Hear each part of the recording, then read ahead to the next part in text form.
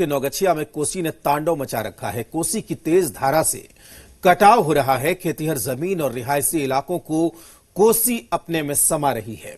कदवा बगरी टोला का भी यही हाल है। नल जल योजना के तहत बना पानी का टंकी कोसी में देखते ही देखते समाहित हो गया। इन तस्वीरों को देखिए कि किस तरीके से नल जल योजना का ये टैंक पूरी तरीके से देखते ही देखते कोसी नदी के पानी में तुरंत समाहित हो गया।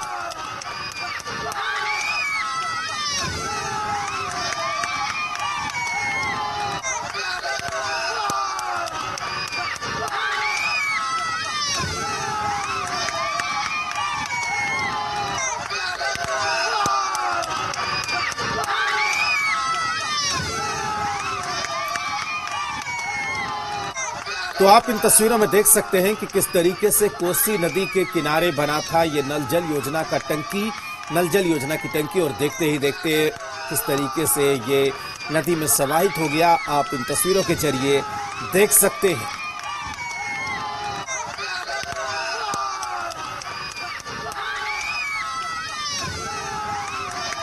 हर साल बाढ़ से नौगछिया का ये मदरौनी गांव प्रभावित होता है। इस बार भी बाढ़ की चपेट में मदरौनी गांव है। हम आपको दिखाना चाहेंगे, ये देख सकते हैं कि ये मदरौनी गांव का मुख्य सड़क है।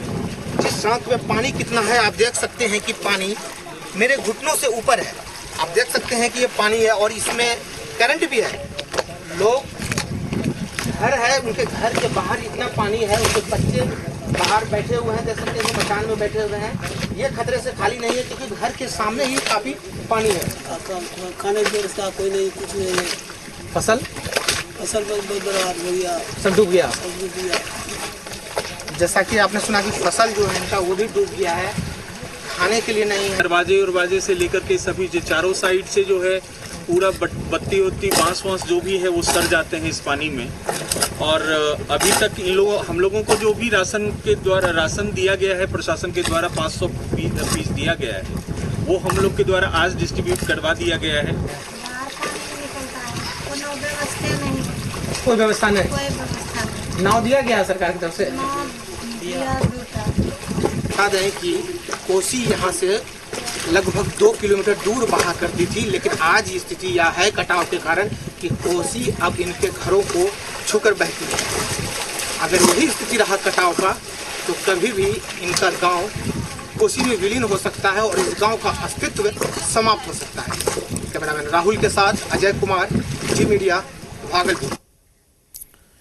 दरभंगा में बाढ़ से स्थिति हर रोज बिगड़ती जा रही है। ग्रामीण विधानसभा के बिजली पंचायत के करीब 100 परिवार विस्थापित होकर हाईवे पर शरण लिए हुए हैं। इन लोगों के लिए यहां पर कम्युनिटी किचन को शुरू किया गया है, लेकिन कुछ दिनों के बाद इसे बंद कर दिया गया।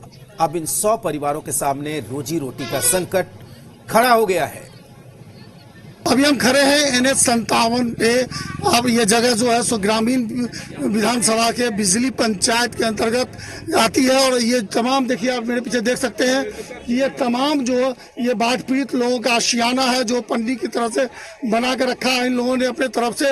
ये लोग तमाम लोग जो है सो बगल में एक ककरगट्टी गाँव है जहाँ आप देख सकते हैं कि क्या स्थितियाँ है। चारों तरफ आपको यहाँ पानी ही पानी नजर आएगी और इसी पानी के कारण, बाढ़ के पानी के कारण इन लोगों के घर के अंदर पानी प्रवेश कर चुका है।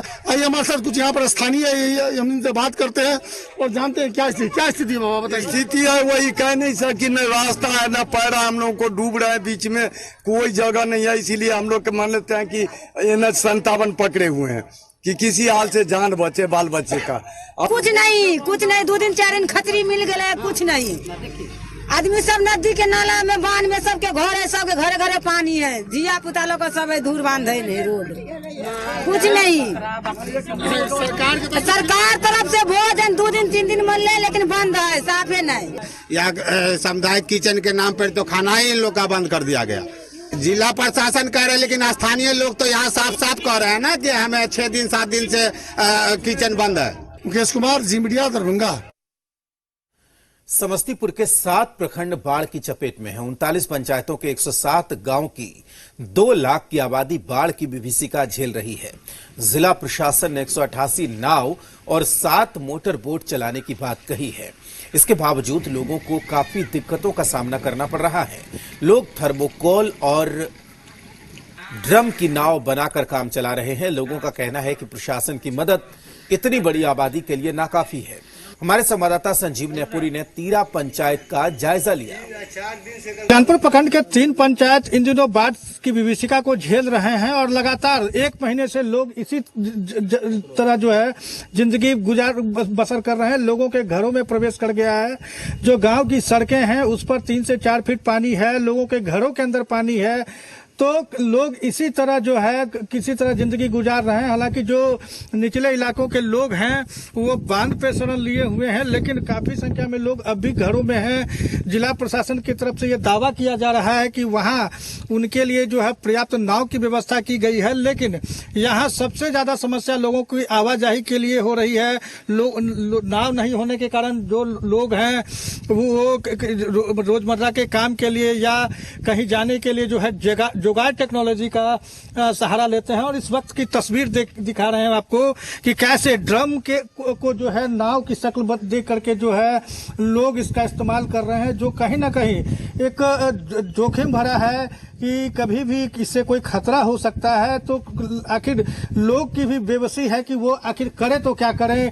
लोगों के पास अगर कोई जरूरी हो कि किसी को डॉक्टर के पास जाना हो, किसी को कहीं और काम से जाना हो, लेकिन नाव नहीं होने के कारण सबसे ज्यादा परेशानी हो रही। किस तरह छोटे छोटे बच्चे हैं जो नाव पर बैठे हैं।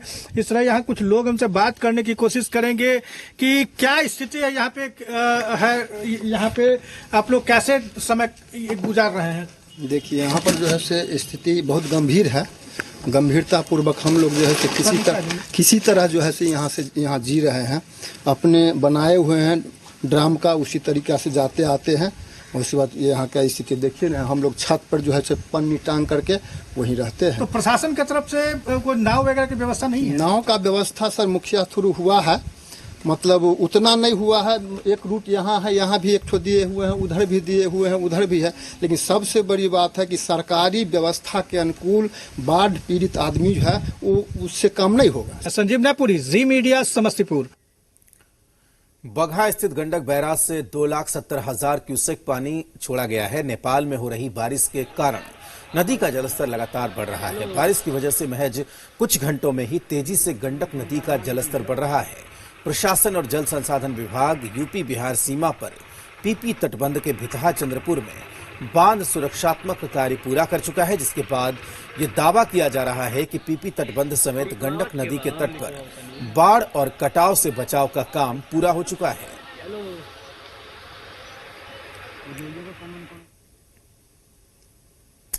दुनिया में कोरोना काल चल रहा है। बिहार में लॉकडाउन है। इस लॉकडाउन के बीच भी खूब बवाल हो रहा है। सासाराम में रंजिश की वजह से 2 गुट आपस में भिड़ गए, जमकर पत्थरबाजी हुई, 10 लोग घायल हुए। तो वहीं पटना में एक छात्रा सरेराह छेड़खानी करने वाले युवक की एक छात्रा ने धुनाई कर दी। तो हाजीपुर में छेड़छाड़ के मसले पर विवाद खड़ा हो गया।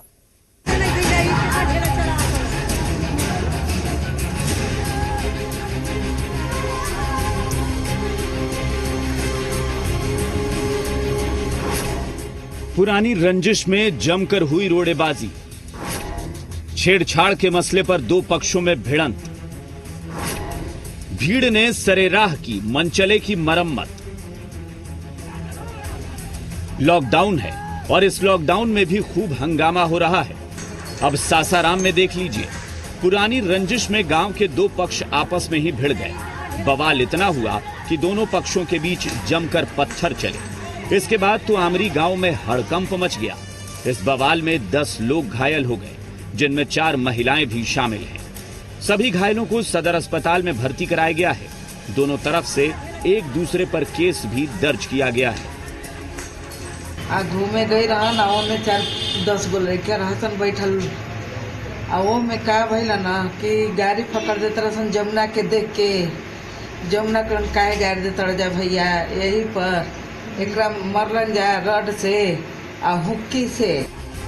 वहीं वैशाली के नया गांव में छेड़छाड़ के मसले पर 2 पक्षों में भिड़ंत हो गई। खूब पत्थरबाजी है और इस पत्थरबाजी में 12 लोग घायल हो गए हैं, जिनका निजी अस्पताल में इलाज चल रहा है। बवाल इतना बढ़ा कि मौके पर 4 थानों की पुलिस कैंप कर रही है। वहीं पटना के किदवईपुरी में एक छात्रा ने मनचले की खूब खबर ली। सरेराह चप्पलों से पीटा। इसके बाद तो राहगीरों ने भी मनचले पर हाथ साफ कर लिया। जमकर धुनाई हुई, फिर उसे कोतवाली पुलिस के हवाले कर दिया गया। ब्यूरो रिपोर्ट, जी मीडिया। बेतिया और बेगूसराय से दबंगों की दबंगई का मामला सामने आया है। बेतिया में दलित युवक को बंधक बनाकर घंटों तक पीटा गया, तो वहीं बेगूसराय में भी रस्सी से बांधकर युवक की पिटाई हुई। ये दबंगों की दबंगई की तस्वीर है और ये तस्वीर बेतिया से आई है। इस दलित युवक को घंटों बंधक बनाकर रखा गया, रस्सी से बांधकर इसकी पिटाई की गई। गोपालपुर के बकुलहर पंचायत के डीलर पर आरोप है कि उसने युवक को बंधक बनाया और उसे बुरी तरह पीटा। अच्छा, हमारा जितना दिन है उतना तोरा लोग बतलो ना तो पूजा। अच्छा, तू काहे कम देबो? यही पर झाड़ झपट भई ओकरा के दू चार हाथ मार लो कहो तो भाग साल है छूट जा सरकार तुम के फिर फ्रेश रेबल बा छूट जा के केस करे का हर्जन एक तो खुलता रहता। पीड़ित पिता का आरोप है कि डीलर के बेटे ने बंधक बनाकर पिटाई की, लेकिन आरोपी ने इन सारे आरोपों को खारिज कर दिया है। गाली देते हुए गांव के लोग पकड़ लिए हैं। पकड़कर हम लोग थाना प्रभारी को मैंने सूचित किए हैं। थाना प्रभारी उसको लेकर मैंने आकर के मैंने गाली दे रहा था। हाँ, ऐसे ही इसी तरह 4 बजे बोल में कोई जगह नहीं था, तो अच्छा, कुछ लोग कह रहा था कि आपके यहाँ राशन लेने आया था और आप लोग बंधक बनाए। वहीं बेगूसराय में भी कुछ ऐसी ही तस्वीर सामने आई है। लखनपुर गांव में मामूली विवाद के बाद एक युवक को बांधकर पीटा गया। यही नहीं, उसके कपड़े तक फाड़ दिए गए। वो तो गनीमत रही कि स्थानीय लोगों के दखल के बाद युवक को छोड़ा गया। वहीं पुलिस इसे जमीन का विवाद बता रही है। दबंगों की इस दबंगई की तस्वीर खूब वायरल हो रही है, लेकिन जिसने इन्हें अंजाम दिया अभी तक वो खुलेआम घूम रहे हैं, चाहे बेतिया का मसला हो या फिर बेगूसराय का। बेतिया से धनंजय के साथ राजीव, जी मीडिया, बेगूसराय। समस्तीपुर में उजियारपुर के अकाहा गांव में दलित परिवार के लोगों ने ठाकुरबाड़ी की जमीन पर कब्जा कर लिया। करीब 30 एकड़ की जमीन पर 130 दलित परिवार के लोगों ने झोपड़ी बना ली है। इस खबर के बाद मौके पर जिला प्रशासन की टीम पहुंची। दलित परिवार का नेतृत्व कर रहे सीपीआई एमएल के नेता ने कहा कि इन दलित परिवारों को कई साल पहले सरकार की तरफ से पर्ची दी गई थी, बावजूद इसके जमीन दिलाने में प्रशासन आनाकानी करती रही, जबकि जिस जमीन पर दलित परिवारों ने कब्जा कर रखा है उस जमीन को सरकार ने अधिशेष घोषित कर दिया है। इस जमीन को सरकार के दूसरे विभागों और संस्थानों को सौंपने की कवायद शुरू हो गई है। इसी के बाद दलित परिवारों ने ठाकुरबाड़ी की जमीन पर कब्जा जमाया। ठाकुरबाड़ी के महंत की माने तो 1999 में हाईकोर्ट ने सभी पर्चाधारियों का पर्चा खारिज कर दिया था और ठाकुरबाड़ी के चंदौली में मौजूद जमीन को खाली करवाया था। ठाकुरबाड़ी के 183 एकड़ जमीन में से 2 हिस्सा भगवान और सेवादार को दिया गया है और 1 हिस्सा सरकार ने अधिशेष घोषित कर कब्जा में ले लिया। इधर जिला प्रशासन की टीम ने कहा है कि बातचीत के जरिए समाधान निकालने की कोशिश हो रही है। बढ़िया यहाँ पे नहीं रहेगी। 123 लोग थे जिन्हें कि पर्चा पूर्व में निर्गत किया गया था, किंतु सीलिंग का पुनरीक्षण वादन दायर किया गया था। इस क्रम में उन्हें कभी भी दखल नहीं दिया गया था। यदि योग्य रहेंगे तो उन्हें पर्चा जो है कि सरकार निर्गत करेगी। 2009 का पर्चा है, 130 आदमी को पर्चा है, जमीन अधिशेष घोषित हो गई है। इसके खिलाफ जमींदार ने कोई अपील कहीं नहीं किया है और सरकार को जो जमीन समय पर में कब्जा करा देना चाहिए, पर्चाधारी को नहीं कराया। अंत में पर्चाधारी खुद जमीन पर चला है। मामला है जो सीलिंग चलता था, सीलिंग का डिग्री हुआ है, तो डिग्री के बाद अभी तक जो है सो आरिझार नहीं हुआ है। सरकार और लैंड होल्डर महंत रामशंकर दास का जमीन सब सम्मिलित है। जब सरकार अपना ले लेगी, हमरा छोड़ देगी, तब न हम कोई कार्रवाई करेंगे या कहीं आवेदन देंगे। बिहार में कोरोना का कहर जारी है। 24 घंटे के अंदर बिहार में 21 लोगों की मौत हो गई है। बिहार में मरने वालों की संख्या 450 पहुंच गई। पटना में 24 घंटे के अंदर 7 लोगों की मौत हुई है। पटना में मरने वालों का आंकड़ा 88 पहुंचा है। बिहार में 24 घंटे के अंदर 3021 कोरोना के केस सामने आए हैं और संक्रमितों की कुल संख्या 82,741 पहुंची है। पटना में 402 नए केस सामने आए। पटना में संक्रमितों की संख्या 13,892 हो गई है। बिहार में रिकवरी रेट बढ़कर 65% हो गया है।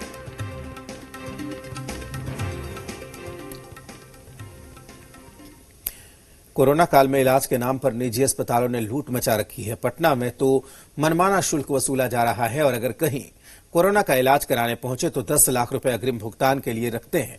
अब जब ये मामला तूल पकड़ रहा है तो पटना के कमिश्नर ने निजी अस्पताल के शुल्क को लेकर कमेटी बनाने का भरोसा दिया है। कोरोना के बढ़ते संक्रमण से बिहार कराह रहा है और बड़ी विपदा के बीच पटना के निजी अस्पतालों ने लूट मचा रखी है। अभी पिछले सप्ताह से पटना के निजी अस्पतालों को कोरोना का इलाज करने का आदेश दिया गया है और अब इस आदेश के बाद निजी अस्पताल मरीजों से मनमाना फीस वसूल रहे हैं। हाल ये है कि मरीज से 10 लाख रुपए अग्रिम भुगतान के लिए कहा जा रहा है। वो एक हॉस्पिटल में गए पटना के, तो उनसे 10 लाख रुपया जमा कराया इलाज के लिए और करीब एक सप्ताह के बाद बोला कि फिर आपको और कुछ लाख जमा करना होगा। तो हालांकि अभी तो वो ठीक नहीं हुए हैं, उसी हॉस्पिटल में हैं और उनका इलाज चल रहा है। इस पैसे को लेकर रविवार को पटना के सबसे बड़े निजी अस्पताल में से एक पारस हॉस्पिटल में बवाल हो गया, जबकि कंकड़बाग के जगदीश हॉस्पिटल में नालंदा के अरविंद कुमार सिंह की कोरोना से मौत हो गई। परिजनों का आरोप है कि इलाज के नाम पर अस्पताल ने मनमाने पैसे लिए और बदतमीजी की। कल यहाँ पैसा बार बार मांगते रहा, 4.5 लाख रुपया लगा। बोला कि हाँ सुधार होते जा रहा है। पहले बोला कि ठीक है, फिर बोला कि वेंटिलेटर के बाद भी कहा, कल तक कहा है कि हाँ सुधार हो रहा है, जब अच्छा कंडीशन है। आज सुबह कहता है कि नहीं, जब अब नहीं रहती है, पेशेंट नहीं बचा। बहुत गंदा हालत है यहाँ का। यहाँ पे डॉक्टर अमित, डॉक्टर आलोक हैं जो सिर्फ पैसा बनाने के चाहते हैं और कुछ नहीं। पापा को जब हम लेके आए थे बिल्कुल सही थे, कोई दिक्कत नहीं था, सिर्फ कमजोरी था। यहाँ जबरदस्ती में कोरोना बेड में डाल दिया गया, जबकि कोरोना उनको था या नहीं था कुछ भी कंफर्म नहीं था। ये संदीप कुमार सुमन है। इनके चाचा कोरोना के इलाज के लिए अस्पताल में भर्ती हैं। पहले दिन उनसे 1,85,000 रुपए लिए गए और अभी तक 3 लाख रुपए से ज्यादा उन्होंने अस्पताल को दे दिया है। सर ये लोग कोरोना का ऐसा धंधा बना लिया है कि कोई भी पब्लिक आए ना तो उसको लूट लेना है और कुछ नहीं। मतलब कि घर बेच के हमको पैसा चाहिए तो चाहिए। मेरे अंकल भर्ती है, अभी लगभग 3 लाख रुपया दे चुके हैं, फिर अभी भी मांग ले 1.5 लाख रुपया और मांग ले। पटना के छोटे बड़े 35 निजी अस्पतालों को कोरोना का इलाज करने की मंजूरी दी गई है, लेकिन अब इन अस्पतालों में मनमाने पैसे वसूले जा रहे हैं, जिसे लेकर जिला प्रशासन की तरफ से एक कमेटी का गठन किया गया है और उसको लेकर के लगातार निगरानी भी की जा रही है कि किसी प्रकार का वो अतिरिक्त पैसे ना ले या एक्स्ट्रा या ज़्यादा पैसे ना ले। उसको लेकर के डीडीसी के नेतृत्व में एक कमेटी भी बनाई गई है ताकि उसका जो रेट है वो फिक्स किया जा सके। कोरोना संक्रमण इलाज के लिए किसी विशेष प्रकार की सुविधा की जरूरत हॉस्पिटल को नहीं पड़ती है। बावजूद इसके इलाज के नाम पर लाखों रुपए अग्रिम और बाद में भी लाखों रुपए का बिल मरीज या फिर उसके परिजन से वसूले जा रहे हैं। निजी अस्पतालों के रवैये में कोई बदलाव नहीं है और मरीज की स्थिति बेहद दयनीय है और लोग अपने हालात पर रोने को मजबूर हैं। कैमरामैन विजय के साथ रजनीश, जी मीडिया, पटना। कोरोना का संकट विकराल होता जा रहा है और इस बीच एक बुरी खबर यह आई है कि लैब टेक्नीशियन 12 अगस्त से हड़ताल पर जाएंगे। राज्य सरकार से सोमवार को हुई उनकी बातचीत फेल हो गई। वार्ता फेल होने का मतलब यह है कि सूबे के 500 से ज्यादा लैब टेक्नीशियन हड़ताल पर चले जाएंगे, जिससे बिहार में कोरोना का टेस्ट प्रभावित हो जाएगा। दरअसल लैब टेक्नीशियन के लिए 1138 पद स्वीकृत हैं, लेकिन स्वास्थ्य विभाग ने सिर्फ 238 लैब टेक्नीशियन की बहाली का फैसला किया है। हड़ताल पर जाने वाले लैब टेक्नीशियन का आरोप है कि 15 साल से जो लैब टेक्नीशियन काम कर रहे हैं, राज्य सरकार उन्हें हटाने जा रही है, जो उन्हें मंजूर नहीं। जिस डिग्री के आधार पर वो अभी तक काम कर रहे थे, राज्य सरकार ने उसे अमान्य घोषित कर दिया है।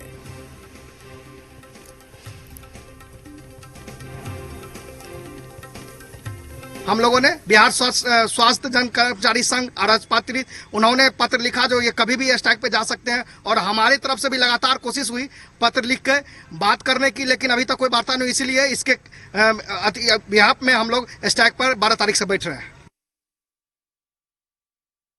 विक्रेता आदित्य विजन ने अपने ग्राहकों के लिए हमेशा नई नई स्कीम लॉन्च की है। इसी क्रम में आदित्य विजन ने स्कीम 99 निकाली है, जिसके तहत ग्राहकों को 15 महीने की अतिरिक्त एक्सीडेंटल वारंटी मिलती है। बिहार के सभी आदित्य विजन शोरूम में केक काटकर इस योजना की शुरुआत की गई है।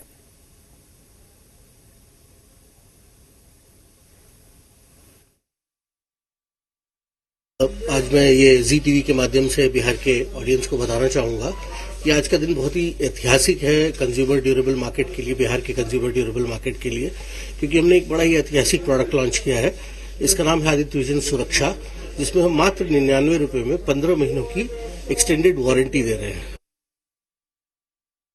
आदित्य विजन का रेगुलर कस्टमर हूँ और यहाँ से काफी सामान लिया है। ये एक अच्छा ऑफर है, इससे पीस ऑफ माइंड मिलता है, सामान की सुरक्षा की गारंटी बढ़ती है। ये अच्छा ऑफर है, मैंने इसे लिया है। इसी के साथ इस बुलेटिन में फिलहाल इतना ही। आप देखते रहिए जी बिहार झारखंड।